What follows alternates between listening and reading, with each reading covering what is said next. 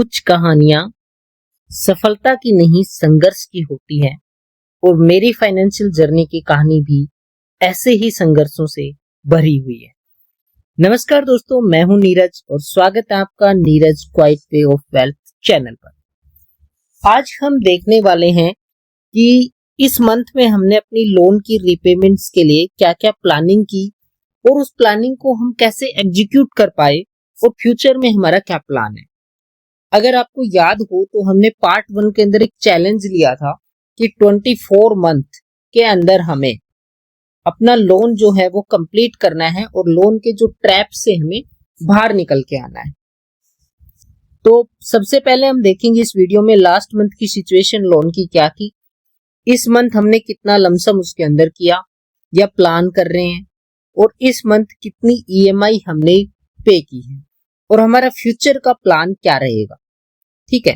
और when I will loan free, यानी मैं लोन के ट्रैप से कब फ्री हो जाऊंगा, कब आजाद हो जाऊंगा मैं लोन से। ठीक है, ये सब हम इस वीडियो में देखने वाले हैं। चलिए स्टार्ट करते हैं वीडियो। तो सबसे पहले हम देखते हैं लास्ट मंथ की सिचुएशन क्या थी जुलाई 2026 की।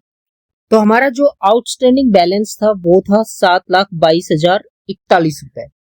ठीक है, ये आप यहाँ पर स्टेटमेंट से देख सकते हैं। ये देखिए अमाउंट यहाँ पर आपको दिखाई देगा, बैलेंस 7,48,722 रुपए था।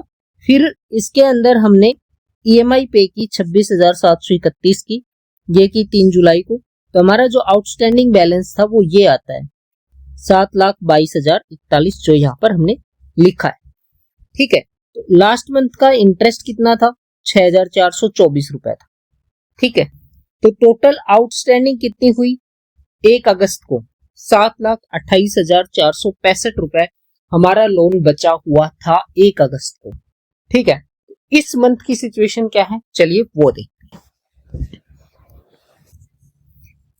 अब बात करते हैं अगस्त 2026 यानी इस मंथ की सिचुएशन क्या है। इस मंथ की सिचुएशन को मैंने 2 हिस्सों में डिवाइड किया। पार्ट 1 है ईएमआई का, पार्ट 2 है लमसम का। पार्ट 1 में हमने ईएमआई पे की 3 अगस्त 2026 को 26,731 रुपए की। तो जो आउटस्टैंडिंग था वो घट करके कम हो करके आउटस्टैंडिंग बचा है 7,17,34 रुपए आउटस्टैंडिंग बैलेंस बचा जब हमने पार्ट 1 पे कर दिया। पार्ट 2 की बात करें हम, पार्ट 2 की अगर मैं बात करूं तो पार्ट 2 में हमने किया लमसम। ठीक है, और लमसम मैंने कई फेज में किया। फेज में करने के रीजंस थे वो मैं आपको बताता हूं। सबसे पहले मैंने टेस्ट करने के लिए 1 रुपए डाला कि भाई क्या लोन के अकाउंट में पे कर रहा हूं तो क्या वो पैसा जा रहा है या नहीं जा रहा है। मैंने 1 रुपए डाला, तो जब मैंने चेक किया स्टेटमेंट में तो वो नहीं गया। फिर मैंने 13 रुपए और डाल के देखी, चलो भाई हो सकता है ये चले जाए, लेकिन फिर भी स्टेटमेंट में 14 रुपए शो नहीं किया। फिर मैंने थर्ड ट्रांजेक्शन की 10 रुपए की, तो वो भी मेरे को शो नहीं किया। तो टोटल मेरे 24 रुपए चले गए, बट वो लोन के अंदर शो नहीं कर रहे थे स्टेटमेंट के अंदर कि आपका पैसा आया है।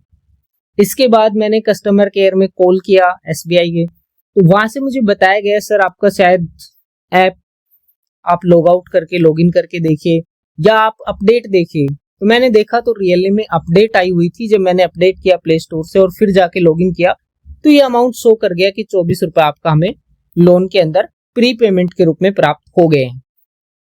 इसके बाद मैंने उस दिन की लिमिट मेरी 1 लाख रुपए थी, तो मैंने 99,990 बचे जो थे वो अमाउंट डाल के कंप्लीट किया। उसके बाद सेकंड अकाउंट से मैंने 51,720 डाले, 34,550 डाले, 32,100 रुपए डाले। ये सब ट्रांजेक्शन मैंने 6 तारीख को किया, यानी 6 तारीख को मैंने टोटल लमसम पेमेंट कर दिया था 2,18,384 रुपए का। ठीक है, इसके बाद में मैंने और ट्रांजेक्शन की लमसम की, चलिए वो देखते हैं। इसके बाद बात करें तो 8 तारीख को मैंने 33,350 रुपए की ट्रांजेक्शन डाली। उसके बाद 9 तारीख को 3,377 की पेमेंट की, 15 तारीख को 52,000 पेमेंट की, 17 तारीख को 20,000 की पेमेंट की और 4,623 की पेमेंट की। अब तक मैंने इस मंथ में टोटल लमसम पेमेंट कर दी 3,31,734 रुपए की। तो अभी जो हमारा आउटस्टैंडिंग लोन बचा है वो बचा है 3,70,000 रुपए। अब सबसे बड़ा सवाल आता है कि सर प्रूफ क्या है कि आपने ये पेमेंट्स कर दी। ठीक है, आपके मन में भी चल रहा होगा आप तो नंबर्स लिख के पेमेंट करते जा रहे हैं, लोन खत्म कर दोगे। नहीं भाई, यहाँ प्रूफ दिखाए जाएंगे। ठीक है, ये मेरी फाइनेंशियल जर्नी है, यहाँ सच्चाई और ईमानदारी के साथ हर प्रूफ दिखाया जाता है। तो अभी सबसे पहले हम प्रूफ पे चलेंगे। फिर सबसे बड़ा सवाल उठता है कि ये पैसा आया कहां से। मेरे ऊपर तो इतना लोन चल रहा है, इतनी तो सैलरी भी नहीं है, तो इतना पैसा आ कहां से गया, तो वो सोर्स भी मैं यहाँ पर दिखाऊंगा। आप बने रहिए वीडियो में लास्ट तक, आपको सारे प्रूफ, सारे सोर्स, सब कुछ बताया जाएगा। अब बात करते हैं प्रूफ की। तो सबसे पहले मैं 3 तारीख का प्रूफ दिखाता हूं, जहां पर हमारी 3 तारीख को EMI पे हुई है। ठीक है, ये स्टेटमेंट है 26,731 रुपए की। तो जो आउटस्टैंडिंग बचा वो बचा 7,01,734 रुपए। फिर जो मैंने 1 रुपए की ट्रांजेक्शन आपको बताई, वो मेरे भीम वॉलेट में पैसे पड़े थे 14 रुपए। तो मैंने वो एक्सपेरिमेंट कर लिया कि पेमेंट जा रही है नहीं जा रही है। फिर 13 रुपए का भी भीम वॉलेट से किया, तो ऐसे करके 14 रुपए गए, तो 7,17,20 रुपए बचे। फिर मैंने 10 रुपए की पेमेंट अपने अकाउंट से की, तो वहां पर 7,17,10 रुपए बचे। इसके बाद मेरे जो अकाउंट की लिमिट थी वो थी 1 लाख, तो बचे हुए 99,990 रुपए मैंने यहाँ पर पे किए। तो जो आउटस्टैंडिंग बचा वो बचा 6,17,20 रुपए। ठीक है, अब बात आती है कि 51,720 भी मैंने डाला, तो 5,50,000 रुपए आ गए 6 तारीख को। अब यहां तक तो पैसा मैंने बता दिया कहां से आया। यहां पर पैसा देखिए, यहां पर मैंने उधार लिया भाई। ठीक है, एक रिलेटिव से उधार लिया। मैं नहीं बताऊंगा रिलेशन क्या है मेरा उनके साथ में। मैंने अपने रिलेटिव से 1.5 लाख रुपए उधार लिए। ठीक है, और वो 1.5 लाख की पेमेंट मैंने यहाँ की। अब 1,720 रुपए मैंने एक्स्ट्रा पेमेंट की, क्योंकि इसको मैं इक्वल करना चाहता था कि ये 1,720 अलग से ना दिखे, सीधा डायरेक्ट 5,50,000 पे आके मैं अमाउंट को इक्वल कर दूं। तो उसके लिए 1,720 रुपए मैंने अपने सेल्फ अकाउंट से ऐड कर दिए उसके अंदर। ठीक है, तो अभी आपको पता चल गया 1.5 लाख रुपए मैंने रिलेटिव से उधार लिए, तो एक और लोन हो गया मेरे ऊपर 1.5 लाख रुपए का। ठीक है, चलिए अब 6 तारीख के बाद के प्रूफ देखते हैं। अब बात करते हैं 6 तारीख को ही फिर से एक पेमेंट हुई थी 34,550 रुपए की। तो ये जियो ब्लैक रॉक लिक्विड फंड्स के अंदर मेरे स्पाउस के पैसे पड़े थे। ये भाई मेरे पैसे नहीं है, ये मेरी वाइफ के पैसे हैं। उनको अपने पीछे से मतलब स्कॉलरशिप वगैरह कभी मिली थी, तो वो पैसे उनके पड़े हुए हैं। तो वो भाई मैंने उनसे उधार ले लिए कि भाई जब मेरा लोन खत्म हो जाएगा तो मैं आपको रिटर्न कर दूंगा, वो आपके पैसे आप रखिए। ठीक है, मुझे नहीं चाहिए। तो वो पैसे मैंने लेके यहाँ पर पेमेंट कर दी, तो मेरा लोन 5,15,450 पर आ गया। फिर मैंने क्या किया, मेरे जीरोधा वॉलेट में, आपने पिछली वीडियो देखी होगी ऑडिट वाली, तो आपको पता होगा मेरे जीरोधा अकाउंट में 32,100 रुपए पड़े थे। मैंने वो विड्रॉ किए और पेमेंट कर दी। तो मेरा जो लोन आया था वो हो गया 4,83,350 रुपए। फिर मेरे जियो लिक्विड फंड के अंदर इमरजेंसी फंड में 33,350 रुपए पड़े थे। ये इसका प्रूफ भी आपको चाहिए तो आप उस वीडियो में जाके देख सकते हैं, वहां पर पूरा प्रूफ है। तो ये भी मैंने विड्रॉ किया और डाल दिया लोन में रिपेमेंट के लिए। तो मेरा जो अमाउंट आ गया वो आ गया 4,50,000 के ऊपर। फिर मैंने खुद से सेल्फ से मेरे सेल्फ अकाउंट में 3,377 रुपए पड़े थे, वो भी मैंने अपनी प्लानिंग करके बजट की पूरे मंथ की जो बचा वो भी मैंने इसके अंदर पे कर दिया। तो जो बचा लोन था वो था 4,46,623 रुपए। इसके बाद मेरी SBI में इंश्योरेंस की एक पॉलिसी थी, आप वो भी देख सकते हैं, उसका प्रूफ भी देख सकते हैं। उसको मैंने ब्रेक कर दिया और मुझे 52,000 रुपए मिले। हालांकि यहाँ पर मुझे लॉस हुआ है, 14-15,000 रुपए का मुझे लॉस झेलना पड़ा और मैंने वो प्रीपेमेंट करके लोन आ गया मेरा 3,94,623 रुपए पे। फिर मेरी 17 तारीख को उधार की रिकवरी हुई। मेरे उधार के 20,000 रुपए किसी ने मुझे दिए रिटर्न में, वो पैसे भी मैंने लोन के अंदर डाल दिए। मेरा लोन आ गया 3,74,623 रुपए पे। फिर मैंने सोचा कि चलो यार फिर से इक्वल कर देते हैं, तो खुद के बैंक अकाउंट से मैंने 4,623 रुपए डाल के इसको 3,70,000 रुपए कर दिया है। तो तो अभी जो मेरा लोन है वो 7,22,000 से कम होके इस मंथ आ गया है 3,70,000 रुपए। यानी मैं बहुत ज्यादा रिकवरी करने की कोशिश की है। जितना पॉसिबल हो सके मैंने अपनी जो इन्वेस्टमेंट थी, सेविंग्स थी, सब कुछ इस लोन में झोंकने की कोशिश की है, सब कुछ इसके अंदर डालने की कोशिश की है ताकि मैं इस लोन के ट्रैप से बाहर निकल सकूं। ठीक है, तो चलिए अब देखते हैं फ्यूचर प्लान क्या है। अभी आपको मैंने प्रूफ भी दिखा दिए हैं, मैंने सोर्स भी बता दिया। अब सोर्स का आपको प्रूफ जानना है तो आप वीडियो जाके देख सकते हैं, चैनल पर अवेलेबल है, वहां पर पूरे सोर्स सब कुछ दिखाया गया है। अब अगर मैं फ्यूचर प्लान की बात करता हूं तो हमारा जो लोन की आउटस्टैंडिंग है फिलहाल वो 2 लोन की आउटस्टैंडिंग हो गई। एक तो लोन चल रहा है बैंक से 3,70,000, हम उसको लेके आ गए 7,22,000 से कम करके। दूसरा लोन एक रिलेटिव से हो गया 1.5 लाख रुपए जो मैंने लेके उनसे डाले। ठीक है, तो अब सवाल ये उठ रहा होगा कि यार मैं तो बेवकूफ इंसान हुआ ना, पागल इंसान हुआ। एक लोन चल रहा था फिर दूसरा लोन उठा लिया, उस पहले लोन में डाल दिया, क्या ही फायदा हुआ मुझे? बट फायदा तो कुछ नहीं हुआ, सच्चाई तो यही है, फायदा मुझे कुछ नहीं हुआ। क्योंकि अभी कुछ लोग सोच रहे होंगे कि रिलेटिव ने तो इंटरेस्ट फ्री दिया होगा तो आपको तो फायदा हो गया, आपका इंटरेस्ट जा रहा था 10.45, तो यहाँ पर आपको तो इंटरेस्ट बच गया। तो मैं आपको बता देता हूँ, रिलेटिव ने तो मुझे इंटरेस्ट फ्री दिए ही है पैसे, बट मैंने इंटरेस्ट फ्री नहीं लेने की मतलब प्लानिंग जो की है, मैंने सोचा है कि मैं इंटरेस्ट फ्री नहीं लूंगा। क्योंकि देखिए इंटरेस्ट फ्री कोई भी चीज है ना वो रिश्तों को खराब कर देती है। आपके जो रिलेशन होते हैं उनमें दरार आने लगती है उन पैसों की वजह से। तो कभी भी है ना पैसे के लिए अपने रिश्तों को खराब मत करना। कोई फर्क नहीं पड़ेगा यार, 10% आप इंटरेस्ट कुछ इंटरेस्ट दे दोगे अपने रिलेटिव को, उससे कोई फर्क नहीं पड़ेगा। क्योंकि मेरा 10.45 यहाँ जाना था, मैं जानता हूँ वो जब मैं दूंगा उसको रिटर्न करूंगा तब भी वो मना करेंगे कि नहीं हमें इंटरेस्ट नहीं चाहिए। लेकिन मुझे रिश्ते खराब नहीं करने, पैसे के चक्कर में रिश्ते खराब कभी नहीं करने मुझे। तो मेरा स्ट्रेट एंड फॉरवर्ड मैंने डिसाइड किया है कि मैं उनको इंटरेस्ट देने वाला हूं।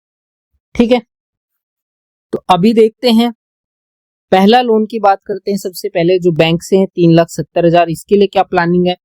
इसके लिए प्लानिंग यही है भाई, ईएमआई जो है 26,731 जो जा रही है वो जाएगी कंटिन्यू। मंथली जो इंटरेस्ट है हो सकता है मेरे से पॉसिबल तो वो मैं अलग से पे करने की कोशिश करूंगा कि लो भाई मैं अलग से डाल देता हूँ वो पैसा। जितना भी इंटरेस्ट बनेगा 4,000 5,000 जो भी इंटरेस्ट आएगा वो मैं अलग से ऐड करने की ट्राई करूंगा अगर मेरी सैलरी से हो पाता है। और इस तरीके से मैं लोन फ्री हो जाऊंगा अक्टूबर या नवंबर मंथ में 2027, यानी नेक्स्ट अक्टूबर नवंबर मंथ में मैं फ्री हो जाऊंगा। यानी 13 से 14 महीने में मैं लोन फ्री हो जाऊंगा। ठीक है, ये मेरा फ्यूचर प्लानिंग है। पता नहीं ये काम करेगा नहीं करेगा, आई डोंट नो। आज के दिन ये प्लानिंग है, एग्जीक्यूट करने की कोशिश करेंगे, नहीं हो पाएगी कोई दिक्कत नहीं है, गलतियों से सीखेंगे आगे बढ़ेंगे। ठीक है, अब बात कर लेते हैं रिलेटिव के लोन की। तो उसके लिए मैंने क्या डिसाइड किया है, लोन था 1.5 लाख रुपए तो वो मैं फ्री नहीं ले रहा। ठीक है, उसके लिए मैं रिटर्न कर रहा हूँ 9% इंटरेस्ट के साथ। भाई उनको एफडी में अगर डालते हो बैंक में तो 6% मिलता, 7% मिलता, मैं उनको 9% देने के लिए तैयार हूँ। ठीक है, वो लेने के लिए रेडी नहीं बट मुझे देना है, सिंपल फैक्ट है। रिलेशंस खराब नहीं करने। भाई बैंक में उनके पड़े थे, एफडी में डालते, वो कहीं भी डालते तो उनका इंटरेस्ट आता ना, तो वो मुझे फ्री ऑफ कॉस्ट क्यों देंगे इतने दिनों के लिए पैसा? तो मैं 9% उनको देने वाला। ठीक है, तो लोन फ्री यहाँ पर मैं हो रहा हूँ दिसंबर 2027 में। तो मेरा प्लान क्या है, ये है 1.5 लाख रुपए का इन्वेस्टमेंट है। ठीक है, 9% रेट ऑफ इंटरेस्ट है और जो इंटरेस्ट मैं उनको देने वाला हूँ वो देने वाला हूँ 9,741 रुपए। 16 मंथ का टारगेट रखा गया है। ठीक है, तो सितंबर से लेके दिसंबर 2027 तक मैं उनका रिटर्न कर दूंगा 1.5 लाख रुपए पूरा। वहां पर मैंने किस्तें बनाई हैं तो मैं हर महीने 9,984 की किस्त पे करूंगा, जिसके अंदर 8,859 रुपए प्रिंसिपल रहेगा, 1,125 रुपए इंटरेस्ट रहेगा। इस तरीके से मैं दिसंबर 2027 में लोन फ्री हो जाऊं। वही मैंने बताया 14 से 15 मंथ के अंदर मैं लोन फ्री हो जाऊंगा, इस ट्रैप से मुक्ति मिल जाएगी मुझे और लाइफ में फिर दोबारा मैं कान पकड़ के बोलता हूँ मुझे लोन नहीं ले, लाइफ में अब कभी लोन नहीं लेना। लोन का नाम लेते मुझे गुस्सा आ जाता है। जैसे कॉल आती है ना, बैंक फोन पे कई बार कॉल आती है कंपनी से, सर इतना लोन ले लो, उतना लोन ले लो, मुझे गुस्सा आ जाता है। भाई मैं इतना परेशान हो चुका ना लोन से लाइफ में, बहुत ज्यादा। ठीक है, तो फाइनली वही है, हम लोन के ट्रैप से फ्री होंगे दिसंबर या नवंबर 2027 में। आप बने रहेंगे इस चैनल पर तो आप इसको लाइव देख पाएंगे कि मैं दिसंबर में हो पाया या नवंबर में हो पाया या अक्टूबर में हो पाया। ठीक है, लास्ट में यही बोलना चाहता हूँ, वीडियो अच्छी लगी है तो प्लीज लाइक शेयर और सब्सक्राइब जरूर करना। लास्ट में डिस्क्लेमर पढ़ लेते हैं, जो भी इंफॉर्मेशन इस चैनल पर दी गई है वो सिर्फ एजुकेशन पर्पज के लिए है या फिर एंटरटेनमेंट पर्पज के लिए है, वो किसी भी प्रकार की फाइनेंशियल एडवाइस नहीं है। ठीक है, मैं यहाँ पर अपनी फाइनेंशियल स्ट्रेटजी और एक्सपीरियंस शेयर करता हूँ, तो ये मेक श्योर कर लेना कि आपके फाइनेंशियल डिसीजन आपके होने चाहिए, या फिर आप कंसल्ट कर रहे हैं तो एक प्रोफेशनल फाइनेंशियल एडवाइजर से सलाह लेके ही निवेश करें। ठीक है, मैं कोई रजिस्टर्ड इन्वेस्टमेंट एडवाइजर नहीं हूँ, मेरे पास कोई एक्सपीरियंस, कोई सर्टिफिकेट कुछ भी नहीं है, और ना ही मैं आपके किसी भी प्रकार के प्रॉफिट या लॉस के लिए रिस्पॉन्सिबल हूँ। ठीक है, जो भी इन्वेस्टमेंट यहाँ पर दिखाई गई है इस चैनल पर, उनके अंदर मेरा पर्सनल बेनिफिट शामिल है, तो प्लीज उनके अंदर आप इन्वेस्ट ना करें। ये चैनल या इससे फ्यूचर में कोई टीम एसोसिएट होती है तो वो आपके किसी भी प्रकार के लॉस या लीगल मैटर के लिए रिस्पॉन्सिबल नहीं है। ठीक है, मिलते हैं नेक्स्ट वीडियो में नए प्लानिंग के साथ।